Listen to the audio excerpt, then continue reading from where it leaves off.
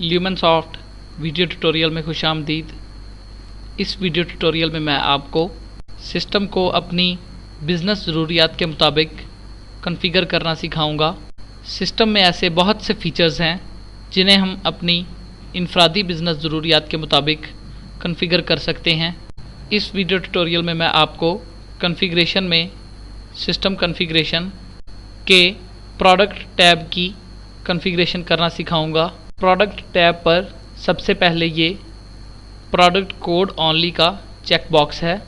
अगर हम products define करते वक्त साइज़ और कलर नहीं चाहते तो हम इस चेक बॉक्स को चेक कर देंगे। तो अब प्रोडक्ट डेफिनेशन स्क्रीन पर साइज़ एंड कलर नहीं आएंगे।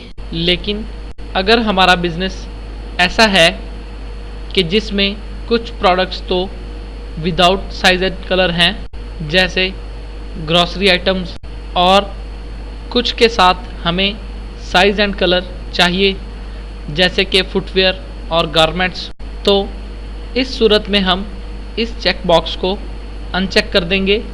ऐसा करने से size and colour line item base हो जाएंगे। अब जब हम लाइन आइटम डिफ़ाइन करेंगे तो जिस लाइन आइटम के साथ हमें साइज़ एंड कलर चाहिए होंगे, उसके लिए हम इस विद साइज़ एंड कलर के चेक बॉक्स को चेक कर देंगे, और जिस लाइन आइटम के साथ हमें साइज़ एंड कलर नहीं चाहिए होंगे, उसके लिए हम इस विद साइज़ एंड कलर के चेक बॉक्स को अनचेक कर देंगे। तो अब जब हम प्रोडक्ट डेफिनेशन स्क्रीन पर वो लाइन आइटम सेलेक्ट करेंगे जिसके साथ हमने साइज़ एंड कलर सेलेक्ट किया होगा, तो डेफिनेशन स्क्रीन पर ये साइज़ एंड कलर्स अपीयर हो जाएंगे। और जब हम दूसरा लाइन आइटम सेलेक्ट करेंगे जिसके साथ हमने साइज़ एंड कलर सेलेक्ट नहीं किए, तो उस वक्त प्रोडक्ट डेफिनेशन स्क्रीन पर साइज़ एंड कलर्स नहीं आएंगे। उसके बाद ये वेरिएबल लेंथ का चेक बॉक्स है। अगर हम प्रोडक्ट डिफ़ाइन करते वक्त ये चाहते हैं कि हम जो भी कोड दें सिस्टम उसके साथ 00 ना लगाए, तो हम इस चेक बॉक्स को चेक कर देंगे। तो अब हम प्रोडक्ट डिफ़ाइन करते वक्त जो भी कोड देंगे सिस्टम उसके साथ 00 नहीं लगाएगा। और अगर हम प्रोडक्ट्स डिफ़ाइन करते वक्त कोड के साथ 00 ऐड करना चाहते हैं, यानी एक फिक्स्ड लेंथ का ही कोड लिखना चाहते हैं, तो हम इस वेरिएबल लेंथ के चेक बॉक्स को अनचेक कर देंगे। तो सिस्टम प्रोडक्ट्स डिफ़ाइन करते वक्त हम जो भी कोड एंटर करेंगे उसके साथ 00 ऑटोमेटिकली लगा देगा। उसके बाद ये प्रोडक्ट कोड लेंथ का टेक्स्ट बॉक्स है। हम प्रोडक्ट्स डिफ़ाइन करते वक्त प्रोडक्ट कोड की लेंथ मैक्सिमम जितने डिजिट की रखना चाहें वो हम इस प्रोडक्ट कोड लेंथ के टेक्स्ट बॉक्स में लिख देंगे। तो अब प्रोडक्ट्स डिफ़ाइन करते वक्त सिस्टम हमें प्रोडक्ट कोड की लेंथ मैक्सिमम उतने डिजिट्स तक लेने देगा जितने हमने प्रोडक्ट कोड लेंथ के टेक्स्ट बॉक्स में एंटर किए होंगे। उसके बाद ये प्रोडक्ट कोड डाटा टाइप का ड्रॉप डाउन है। आप देख सकते हैं कि इसमें product code data type text आ रहा है और नंबर आ रहा है।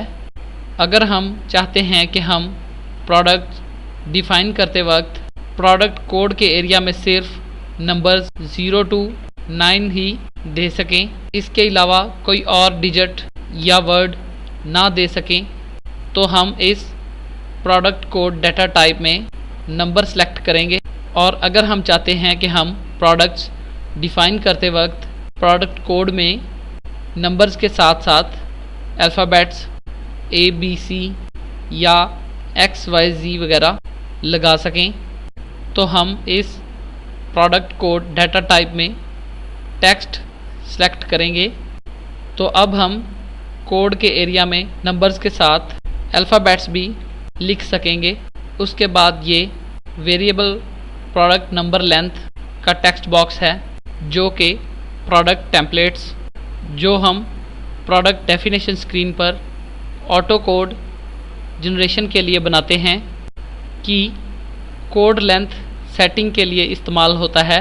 ये फीचर सिर्फ उस वक्त एनेबल होगा जब ये वेरिएबल लेंथ का चेक बॉक्स चेक होगा। इस टेक्स्ट बॉक्स में हम जितनी कोड लेंथ एंटर करेंगे, प्रोडक्ट डेफिनेशन स्क्रीन पर टेम्पलेट के थ्रू आने वाले कोड की लेंथ भी वही होगी। मसलन हम यहाँ 6 एंटर करते हैं तो अब प्रोडक्ट डेफिनेशन स्क्रीन पर टेम्पलेट के थ्रू आने वाले कोड की लेंथ भी 6 डिजिट ही होगी। याद रहे कि ये 4 फीचर उस वक्त तक एनेबल रहते हैं जब तक हम सिस्टम में कोई प्रोडक्ट डिफ़ाइन नहीं करते। जो ही हम सिस्टम में कोई एक प्रोडक्ट भी डिफ़ाइन कर देते हैं, उसी वक्त ये चारों फीचर्स डिसेबल हो जाते हैं। फिर हम इन फीचर्स को चेंज नहीं कर सकते, और अगर हम इन फीचर्स में ज़रूरी चेंज करना चाहते होंगे तो पहले हम उन प्रोडक्ट्स को डिलीट करेंगे जो हमने सिस्टम में डिफ़ाइन की होंगी। इसके बाद ये डिस्प्ले प्रोडक्ट डिटेल्स का चेक बॉक्स है। सिस्टम में जिस स्क्रीन पर भी ये शो प्रोडक्ट डिटेल्स का चेक बॉक्स होगा, इस चेक बॉक्स को बाय डिफ़ॉल्ट चेक करने के लिए हम सिस्टम कॉन्फ़िगरेशन के प्रोडक्ट टैब पर इस डिस्प्ले प्रोडक्ट डिटेल्स के चेक बॉक्स को चेक कर देंगे। तो अब सिस्टम में जिस स्क्रीन पर भी ये शो प्रोडक्ट डिटेल्स का चेक बॉक्स होगा, जब हम स्क्रीन खोलेंगे तो वो बाय डिफ़ॉल्ट चेक होगा।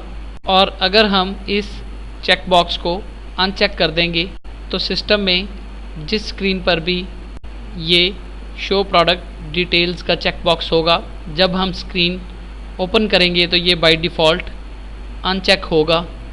उसके बाद ये enable decimal points in value का चेक बॉक्स है।